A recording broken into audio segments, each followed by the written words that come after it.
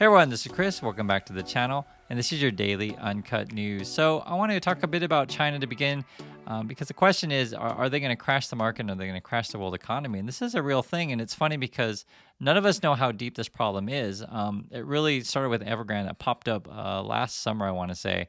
And I remember seeing the news, and it looked bad, and then it kind of disappeared, and it comes back every now and then. And I wanted to point this out to you. You may not know with the whole Evergrande thing.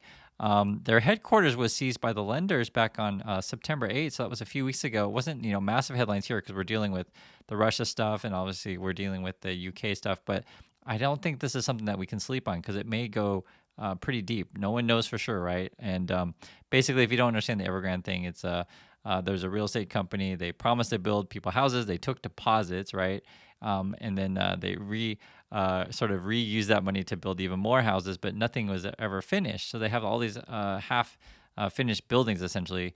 And then these people are like, who gave the deposits, and it was something like, 20, 30%, this kind of thing, didn't get their money back, wanted their money back, but they, Evergrande essentially over leveraged themselves. And so if you put money in this thing, you don't get your money, and you have a half built house. So you got nothing basically. And it's a whole huge debacle. Because once one person doesn't pay, another person doesn't pay, et cetera, et cetera, et cetera, the dominoes start falling, and it could be a really, really big problem actually for all of us. And the other thing is too is there is Chinese money in real estate all around the world, and like I said, we don't know how deep this thing could go. Their headquarters was seized because they couldn't pay their rent. This was on September 8th, and I was thinking about this because recently, this is just now recently actually. JP Morgan and was it JP Morgan and Morgan Stanley? Yeah, both of them.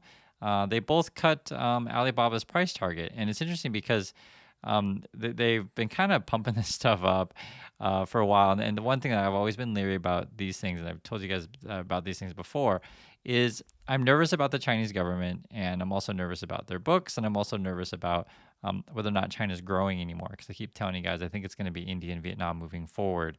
And so you have all these things going on, and now you have a cut of Alibaba. And then the other thing too, which I think is important is as well, is the stock market doesn't really inspire a lot of confidence in China. Whenever I ask my friends about it, hey, would you, buy stock in Chinese stocks? They're always like, no.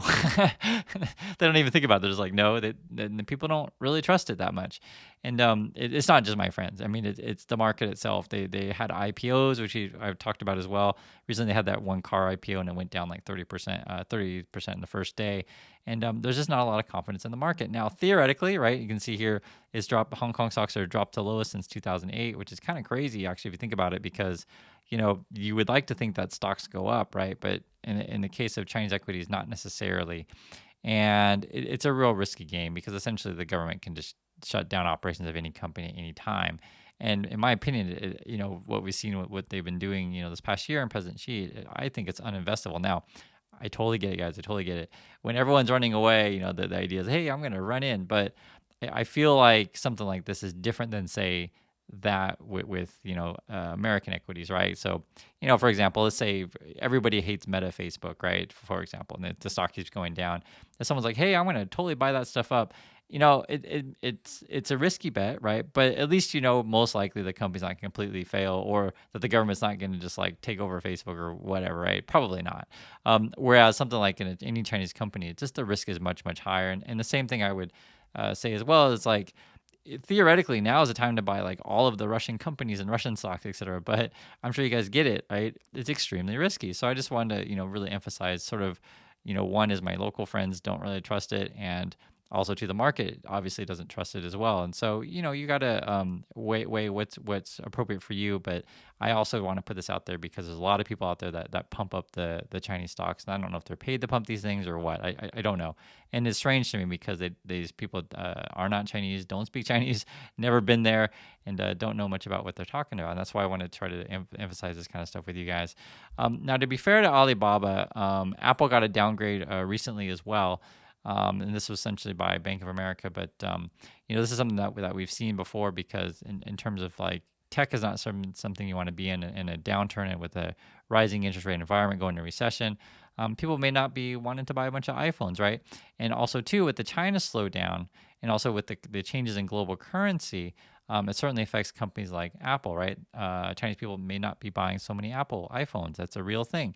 And one of the things that's been going on has been Apple's been figuring out, okay, the political tensions with the U.S. and China are just becoming untenable, and the country's not growing as what it used to be, and maybe we're overexposed to China, right? That's a thing, and it's actually quite interesting if you take a look at this. This is sort of where Apple has their production facilities. You can see that they're in China, they have one in Brazil, and then there are a couple in India. And they may be expanding in India, and I keep telling you, India and Vietnam. And there's been, there's suddenly been reports of this stuff kind of coming out. And so I think what India is probably doing right now is like looking at USA thinking, who do I want to be business partners with? And from India's point of view, they want to be business partners with everyone. That's just kind of a general country's point of view. You don't want to have to pick sides, whereas both China and USA are kind of always want countries to pick sides, but from other countries' point of view, just they want to do business and not necessarily pick sides. But I think we'll probably see more production move to India from Apple and other companies because there's opportunities there. Of course, it's a big market and it's growing. The one thing that's really quite interesting though is that the U.S.-China Business Council put out a list of risks in regards to China, and I want to share these with you because I think it's important to understand all of these. And love to get your thoughts on which one you think is the most pressing and most urgent, and which is the least. So number one, they are actually saying is COVID shutdowns.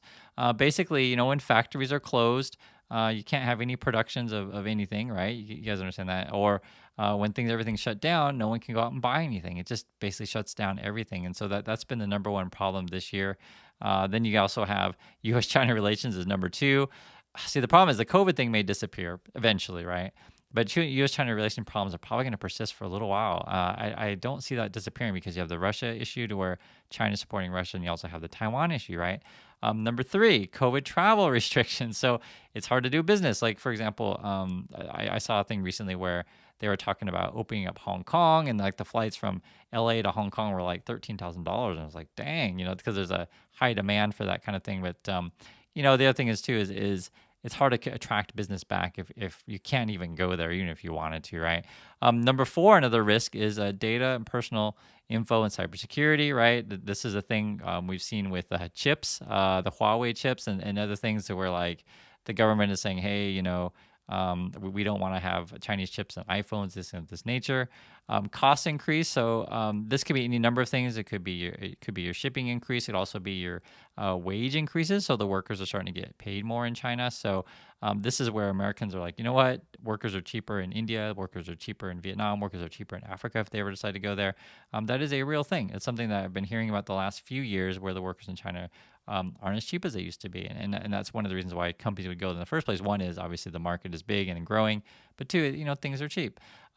Tech decoupling, competition, industrial policies, procurement policies, and IP protection, all these final things, they kind of relate to essentially, and how I see these, is the environment of doing business in China. That's how I see these other ones, because I think the government sort of like, for example, with IP protection or tech decoupling, I think a lot of these things are sort of like, if you don't have protections of your IP, or there isn't really fair competition there, or maybe the government says, okay, you want to build here, but we're going to force you to build over here because that this particular city is only for Chinese companies and that city is deemed for foreign companies, this kind of stuff. Or you want to get these resources, well this is for our country, that's not for you. Or we're going to charge you double the price because we can do whatever we want, this kind of stuff. So I think a lot of this stuff is largely to doing business in China as a whole, which I think is tough. And so this is where India is already offering incentives to leave the country and say, hey, you know what, come do production in India.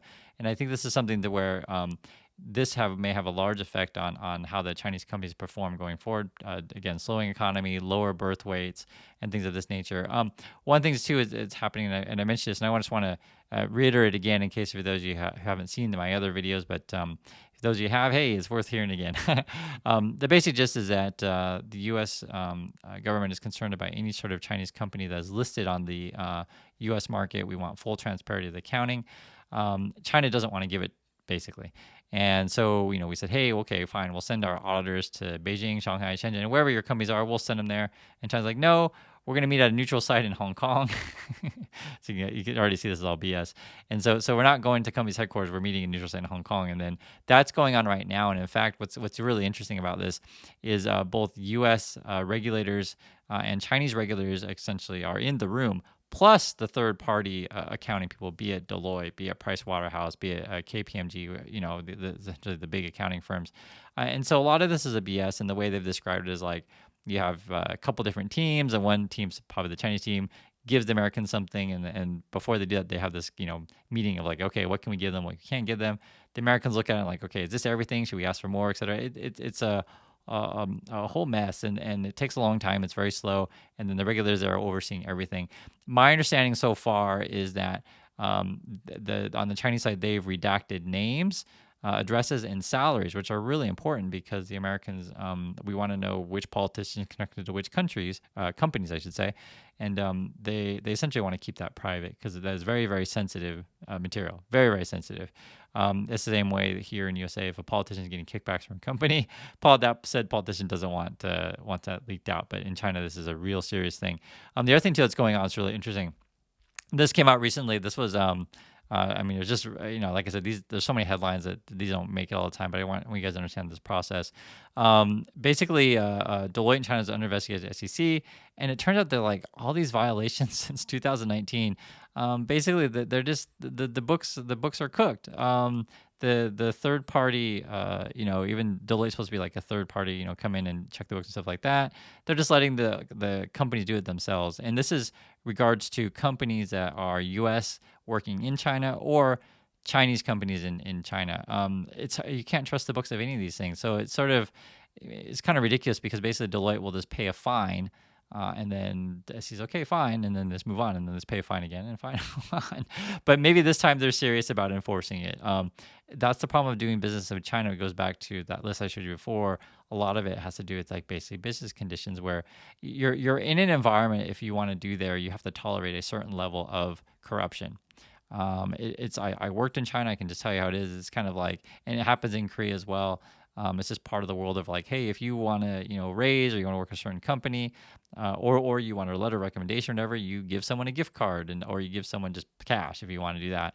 And that's just part of the culture. They don't see it as like corruption per se. It's just like, that's what you do. And it's like, it is what it is. So it's hard to put Western standards on Chinese companies, but, from a market perspective, you want to have some kind of, accounting standards, but this is where my Chinese friends are like, don't trust any of the Chinese companies at all, to invest in. And this whole thing relates to Nike as well. It just reported their earnings. Nike's earnings are down. It was like 20%. And having a strong dollar hurts. And especially there's so many companies. Apple's one, Nike's another one. Any company that does business overseas, because the dollar is so strong, when overseas currencies are weak, right? It basically eats into your profits if you sell a bunch of stuff because you didn't raise the price of whatever goods overseas, but their currency went down. So like if you're going to convert it into dollars, you're just not getting as much money as you once thought you were going to get. So certainly that is a huge problem. Now, from the Chinese perspective, I'm giving you a bull case is if they do decide to drive down the price of their currency, it will make it easier for them to export goods, right? Because then Chinese goods become really, really cheap. And then theoretically, I say theoretically, right? Chinese labor should also become really, really cheap, assuming that currencies can be driven down low enough to make it attractive. One thing that's going on right now, and this is something that's a really, really tricky one, because I just don't know what the market's going to do in this regard. So the dollar's really strong. People are worried, and I think this whole Evergrande thing could be, for those on the side on the know, they could be like, crap, I just want cash. I'm really nervous, and maybe they're going to want to be buying a whole bunch of dollar. Now, what's interesting is because when I was in China, when I left, you want to get money out of the country, and they only let you send so much money if you want to wire it out. There's like limits. And so I had to give my money to a Chinese friend, and they could send money out, but they have limits as well. And so then I ended up just bringing a whole bunch of cash out of China, which is a whole other story. And it's funny because I do not recommend just taking cash to the airport. It's not great, but I didn't really have much choice at the time. So I just mentioned that because there are a lot of restrictions on cash in and out. They control their currency extremely. So I guess they're loosening restrictions. And another way that people get around it, this is a real thing. There was an incident, I want to say like 5 to 10 years ago. I just don't remember how long ago. But a really rich Chinese person got like a black American Express card. It's like a really, really rare American Express card. And what they would do is they would buy like really expensive artwork of like, $25 million, like something like that nature. And the basic gist of it, there's a couple reasons. One is it's an easy way to get money out of the country, is making that kind of purchase. You can't really wire money that easily if you're Chinese. And then the other thing it would do is you can do essentially money laundering. So this is a real thing in China. There's so much corruption over there. It is a real thing. And actually, there was a report, if you guys remember, we talked about it, I don't know, last week, where the Korean banks were reporting there was a whole bunch of crypto payments going back and forth from Korea to Hong Kong. And they thought it was like probably money laundering. So anyway, I always laugh because like when you for those of you who've never been to China, when you go there and you see the culture and you kind of see how everything works, you'll get it a lot better, and you'll have a sense of humor about it, because there's essentially just this idea that we know things are corrupt, but it's like, what can you do about it? The same way is say in the USA, you may dislike both parties like I do, but it's like, what can I do? Am I going to start a third party? Is that really even feasible? Right? It's that kind of thing. And in my opinion, I think it'll be really tough for a third party to ever be successful in the USA. The same way that people feel about politics in China is just like, crap, this is our system. What are you going to do? What's interesting though is that China's trying to defend their currency, and this is why I said I'm not quite sure exactly what's going to happen, because there is a semblance of a free market, but evidently they're ordering their banks to be, I guess, dumping dollars, and they're going to be buying up yuan. We'll see if they end up doing it, and we'll see if that strengthens it. I mean, it's a similar kind of situation with UK. No matter what this central bank over there decides to do, I mean, it is still a market, right? And so you're still going to see how the market reacts. Like, do you trust them? Do you trust their system? And so if this bank intervention thing of like literally she's like, hey, banks, go start buying you on and go sell your dollars. We'll see if this has a big shift or not, and that's why I started with Evergrande. People on the inside may or may not know how big this Evergrande problem is, right? So I don't know how big it is. I think it could be a problem, but I just don't know how deep it could go. So that's why everyone keeps saying is this the Lehman moment where the whole market melts down? We'll find out, and I'd love to get you guys' opinion on that one as well. Do keep track of these things. But yes, the won is trading lower than the dollar, but compared to the Japanese yen, the yen is really crashing. The Korean won is not as bad as Japanese yen, but it is falling down. The dollar is just really strong right now, guys. The other thing is too is like when we're talking about any of these companies like your Alibabas or whatever Neos or whatever popular Chinese company there is, SoftBank, they actually had a whole bunch of money in Alibaba. I don't know if they had any other Chinese companies. I know they had Coupang as well.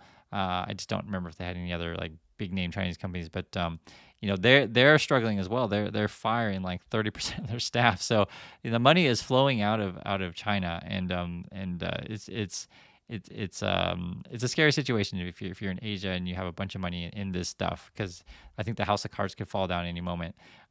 However, like this, and I saw this one as well, and this is all related, is if they do decide to devalue their currency, right? And it seems like they don't want to, but I don't know, because like I'm getting mixed signals that's why I'm telling you guys different things, because I keep seeing this too, is that their companies, their EVs want to expand. So like I saw some news recently that Neo was like buying lithium in Australia, and they're trying to expand in terms of like getting their supply chains fixed, and then they were trying to go into Germany, which that was Neo, and then BYD is looking to move into Europe as well. But what's his name? Warren Buffett recently like was selling some of his shares, so people are a little bit uncertain. There's this uncertainty, and so I'm trying my best just to give you guys a general gist of what the uncertainty is, and for me, I'm bearish on China, but I can understand why people would be like, hey, buy low, sell high. I mean, I get that.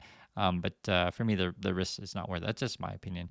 Now, if the center of the universe in terms of Asia and markets, stuff like that, it actually used to be Tokyo, then it's kind of like a Hong Kong kind of thing. And the question is, could it actually go to Singapore if indeed, say, for example, the USA decided to boycott China? And this has been a recent stories lately. Mostly because, again, it's that China-Russia relations and also the China-Taiwan thing. Evidently, though, Singapore is not really a viable option. And this is sort of where the companies and things like that are a little bit, what's hard to say, trying to strategize, right? It's been a China plus one or China plus two policy, meaning that I'm still going to be in China, but I'm going to look at India, or I'm going to look at Vietnam, or I'm looking at India and Vietnam plus China. But I don't think any company will ever leave China. The money's still going to flow there, but the growth is slowing in China. And I remember the World Bank recently cut the growth estimates in China. I don't remember exactly what it was. I think the original estimates of GDP growth was like 5%. And I think they cut it to like 2.5, something like that. So it is not the double-digit grower that it once was. So anyway, that was my long shot about China. I just wanted to just share some thoughts about that. If when you talk about the Nord Stream thing, this was an interesting one. I remember there was leaks. There were reported 3. Now we know there's 4. NATO has actually made an official statement. Basically, we're gonna like do some retaliation if we figure out who the culprit is. So we'll see if it's all talk or if they're really serious about it. But it sounds like tough talk, and winter is coming. The other thing is too is and winter matters because people will need energy, of course. This is an interesting one. There was a leak to where I guess the CIA told Germany that there could be attack on the Nord Stream. But I mean, from Germany's perspective, what are you going to do? You're going to put submarines down at the bottom of the ocean and wait there? I don't know. But I guess we did have intel on that, and that's something that it's been from the very beginning of this whole Russian-Ukraine war. As I think our intel has been pretty good, mostly because I think we have spies embedded deep in the Russian system. And the last I want to start with, go with entertainment. I know we talked about world politics and markets and stuff like that, but we got to do some fun every now and then. If you're a fan of Stranger Things, somebody actually bought the Byers house, which is really funny, and they're going to turn it into essentially a Halloween attraction. So this will be coming up, and I think it's in Georgia, I want to say is where it is. So if you're in the area and if you're interested in the Stranger Things, you might be having fun doing this kind of haunted house, and it might be a really funny picture for your Instagram, stuff like that. So this is not unprecedented. They'll do this things with popular sort of set locations before, but I'll be curious if this ends up being a popular thing or not. But who knows? I'm sure they paid for advertising in the in the media here.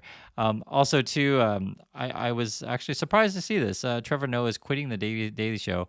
He'd done it for 7 years. It's insane. I was a huge fan of Jon Stewart, to be perfectly honest, and I like Trevor Noah, but I never really got hooked. I think it's a combination of I really like Jon Stewart, and then the Daily Show. How can I say, like, just I don't watch TV. I mostly just watch YouTube, to be perfectly honest. And it's still a good show. I think I haven't really watched it, but I do have a positive feelings about Trevor, so I don't say anything bad about him or anything special with imagination. I don't know. I don't know. I just, like I said, I watched Jon Stewart. I used to watch Jon Stewart quite a bit. Maybe times have changed, and I just don't watch this stuff as much. But I was surprised to see him leave, and I think he did a good job. From every time I would see clips on YouTube, whatever, I think he's great. And but I'm not sure how good he was at interviews, to be perfectly honest. But in terms of doing his monologues, I think he was really good at that stuff. And we'll see who they replace him with. Yeah, we'll see. That's it. So he's leaving, and then the last thing is we were talked a lot about China, and I wanted to recommend, if you guys haven't seen this movie, it was not a popular movie whatsoever. It stars Daniel Henney. He's a Korean American, and the reason why I mention that is because he's about my age, and it's funny because my mistake, and this is one of my biggest mistakes in life, was not leaving for Asia sooner. And as an Asian American, for those of you Asian American watching the show, if you've never left the USA, you got to leave and just see what opportunities are there, because you might be surprised. It's a different era though for young kids today, because there may be more chances for Asian Americans today. But when I was a kid, I'm pushing 50. If you wanted to work in any kind of entertainment, there's zero, and I mean zero, there's zero chance for you to be successful in Hollywood. It was very, very slim. And, people like Daniel Henney ended up, if you don't know, he left, did some modeling in Europe, I believe, and then became a big star in Korea, and then ultimately did come back to the USA. But this movie is made by Asian American.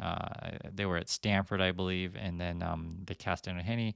And it's kind of about essentially going to China, to Shanghai. And I don't remember what year this was made. Maybe we'll say 2012 or something like that. No, it would have been, I bet you it's 2014 or something like that. But it's a very, very pro-China movie. So it is funded by the government, I'm pretty sure, because it feels like a Shanghai commercial. But what I will say, if you've never seen this movie or you've never been to China, it represents the time of when it was really fun to go to China. Now, today, I'm not sure. Things are different today, and every time I see some of the news of sort of that things are changing in China, it makes me feel sad for the country, right? I don't want to see bad relationship between U.S. and China. I don't want to see, freedom of speech even further taken away. I don't want to see the education system kicking out foreigners, this kind of stuff. There was news about that last year and stuff like that. And, like I said, this movie represents the China that I remember, to where you got to see it. I don't want to ruin it, but there's always something surprising, especially for Americans who've never been to China, and you may have some sort of preconceived notions, and maybe the movie might feel a little bit dated now because maybe everyone knows everything about China these days. Who knows? But when I first went to Shanghai, stepped off the plane, and immediately people started calling me handsome. And growing up Asian American in USA, that's just not a thing, right? Asian American males are just not considered attractive, and when you leave the country, everyone's like calling you handsome, and essentially, if you guys don't know, I was on TV in China on the news, and it was a whole other ball game. And it's like, why would I ever go back to the USA? And it's funny because Daniel Henney, he built his career in Korea, and like I said, and he's a no one in USA basically. I mean he does stuff, but he's not like a star or anything.